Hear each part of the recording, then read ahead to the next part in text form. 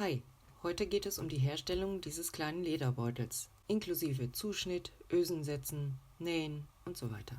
Der Beutel sollte möglichst aus weichem Leder gefertigt werden, hier nehme ich mineralisch gegerbtes Leder in 2 mm Stärke. Ich habe mir wieder aus Pappe ein Schnittmuster gefertigt, keine Sorge, das seht ihr in Großaufnahme mit allen Maßen am Ende des Videos und da möchte ich auch noch erklären, wie man die Maße modifiziert, welche voneinander abhängig sind und so weiter. Mit einer Stechahle markiere ich mir hier alle Eckpunkte.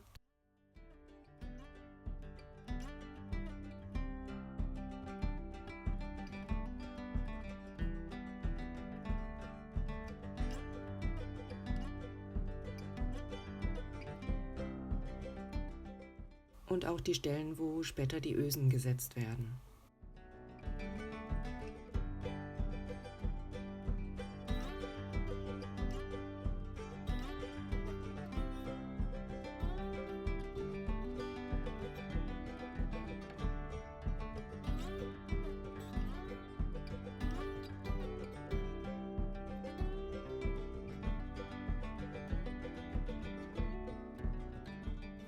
Ich nehme hier für den Zuschnitt so ein Quilting-Lineal zur Hilfe. Das ist ganz praktisch, weil überall parallele Linien eingezeichnet sind. Parallelität bzw. rechte Winkel einzuhalten ist bei diesem Projekt extrem wichtig. Ihr könnt so ein Teppichmesser zum Zuschnitt nehmen oder auch einen Rollenschneider, den nehme ich diesmal. Egal was ihr für ein Lineal nehmt, passt auf, dass das weiche Leder darunter nicht verrutscht.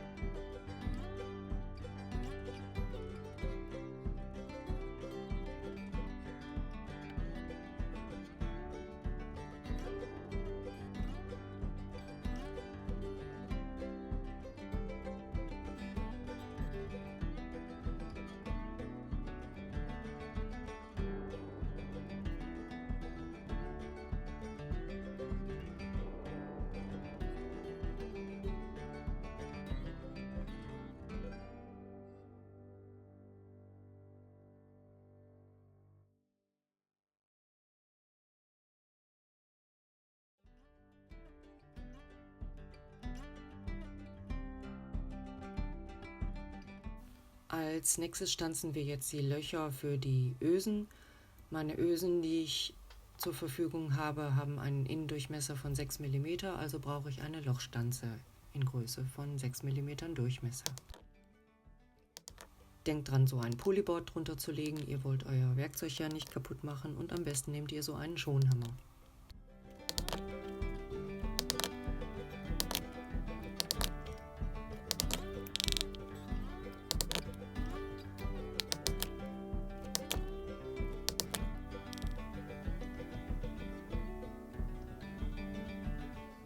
Ich möchte den oberen Rand des Beutels gerne verzieren und nehme hier so eine Wellenschere. Damit die bei 2 mm Leder funktioniert, muss es schon eine Schere sein von sehr guter Qualität. Wie immer verlinke ich unten in der Videobeschreibung sämtliche Werkzeuge, die ich hier benutzt habe. Ich werde übrigens unten in der Videobeschreibung auch wieder eine Timeline mit reinsetzen, damit ihr zu verschiedenen Punkten des Videos nochmal hin und her springen könnt, wenn euch noch was unklar ist oder ihr noch was ein zweites Mal sehen wollt. Wenn ihr mich ein bisschen unterstützen wollt, denkt bitte daran, meinen Kanal zu abonnieren und diesem Video vielleicht auch einen Daumen hoch zu geben. Da wäre ich euch sehr dankbar für.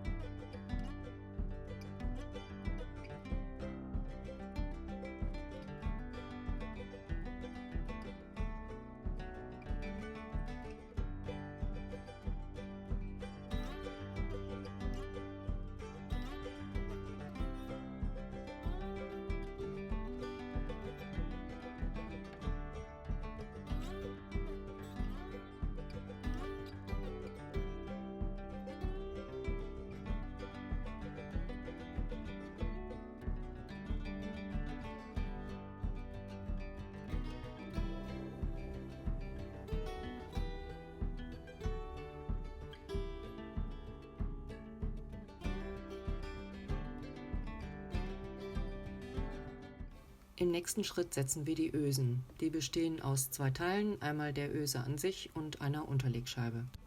Extrem wichtig ist, dass man einen passenden Setter hat. Der ist jetzt für 6 mm Ösen. Wenn man kleinere oder größere Ösen nimmt, muss man auch wieder einen anderen Setter haben. Wir brauchen eine feste Unterlage. Ich nehme hier meinen Amboss. Die Öse von oben in das Leder einsetzen. Wichtig ist, dass die Öse nicht zu viel und nicht zu wenig aus dem Leder rausguckt. Ich habe ja hier 2 mm Leder und die Öse schaut ungefähr 1 mm raus. Das ist genau passend, weil sich der Rand der Öse beim Setzen umwölbt. Ich drücke hier aber mit meinen Fingernägeln noch ein kleines bisschen das Leder runter. Je besser kann ich die Öse nachher befestigen.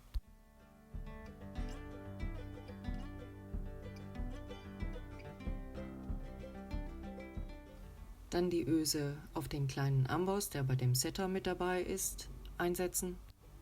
Die Unterlegscheibe drauf und dann mit 2 Schlägen vom Schonhammer die Öse befestigen. Ich zeige euch das hier nochmal an 2 weiteren Ösen.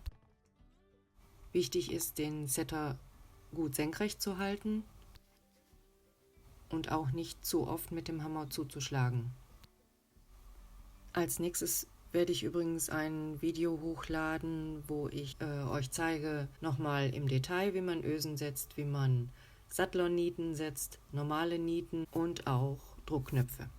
Auch wenn ich normalerweise nur alle 2 Wochen ein Video hochlade, wird das Video wahrscheinlich schon nächste Woche hochgeladen.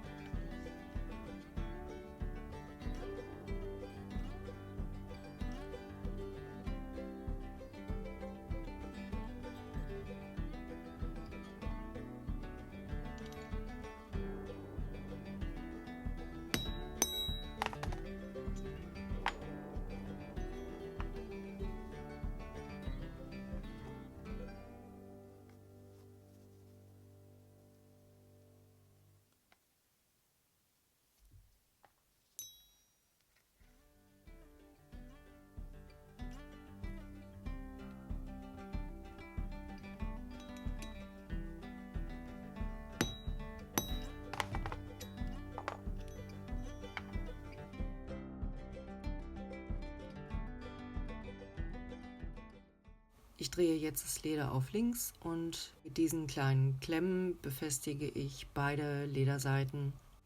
Wichtig ist, dass die Kanten sauber aufeinander liegen.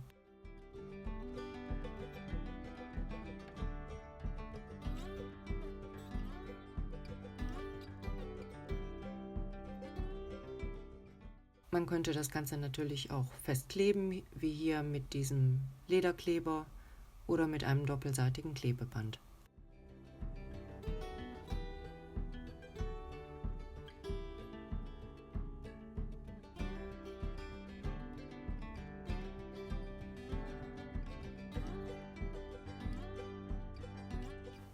Ich nähe das Ganze hier mit meiner Flachbettledernähmaschine. Ihr könnt das natürlich auch wunderbar von Hand nähen. Die Nahtzugabe beträgt hier 5 mm. Das ist wichtig, die auch einzuhalten, sonst passt nachher nichts. Falls ihr mit der Maschine näht, den Rückwärtsstich nicht vergessen, am Anfang und am Ende. Dann die Fäden abschneiden und ich flamme die immer mit einem Feuerzeug ab.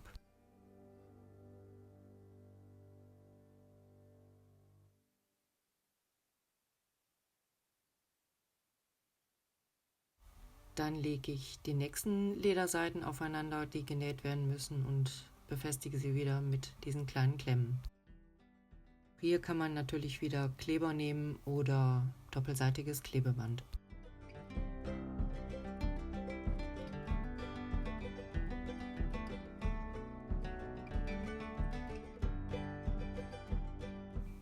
Wieder den Rückwärtsstich nicht vergessen, sowohl am Anfang als auch am Ende.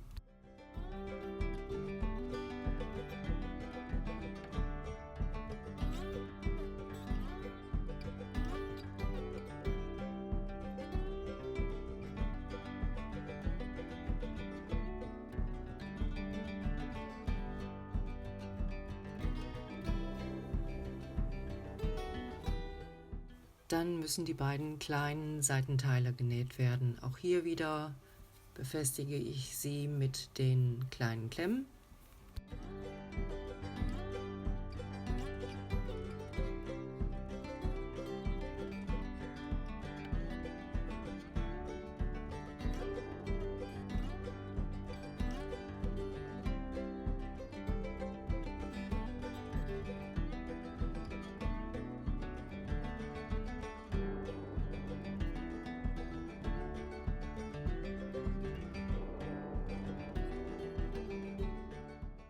Ihr seht ja hier, dass das Leder in der Mitte von der vorherigen Naht immer etwas im Weg ist. Hier ein kleiner Tipp, egal ob ihr mit der Maschine oder von Hand näht. Einmal die Ecke ein kleines bisschen abschneiden, vorsichtig nicht in die vorhandene Naht schneiden. Dann habt ihr nicht mehr so eine hohe Wulst, über die ihr nähen müsst.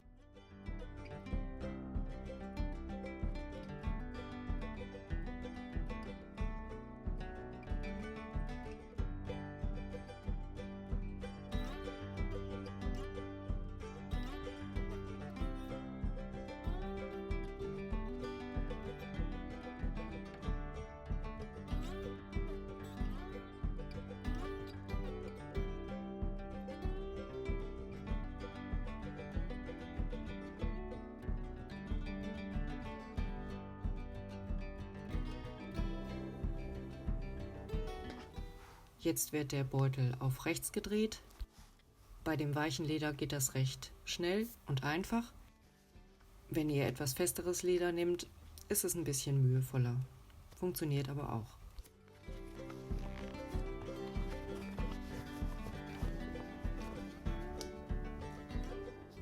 Die Ecken beim Umstülpen auch nicht vergessen.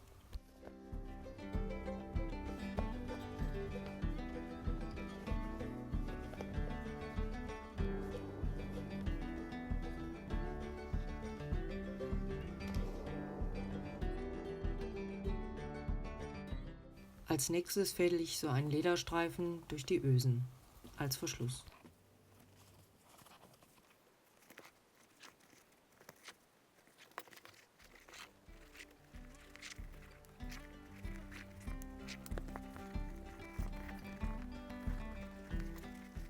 Bevor wir zum Schnittmuster kommen, hier nochmal 3 Varianten dieses Beutels.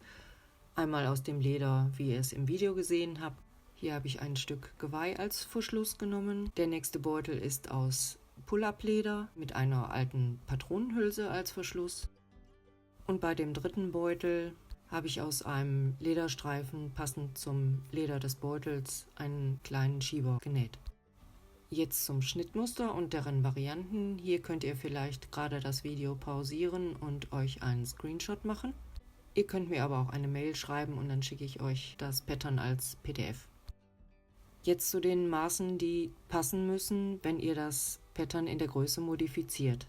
Und warum das Einhalten der Nahtzugabe beim Nähen so wichtig war. Die kleinen Einschnitte, hier B genannt, minus der Nahtzugabe, mal 2 ergibt die Breite a. Die Bereiche D, auch wieder minus der Nahtzugabe, mal 2 ergibt die Länge c. Alle weiteren Maße ergeben sich daraus. Falls es dazu Fragen gibt oder zum Rest des Videos, wie immer, schreibt sie in die Videobeschreibung. Ich beantworte sie sehr gerne.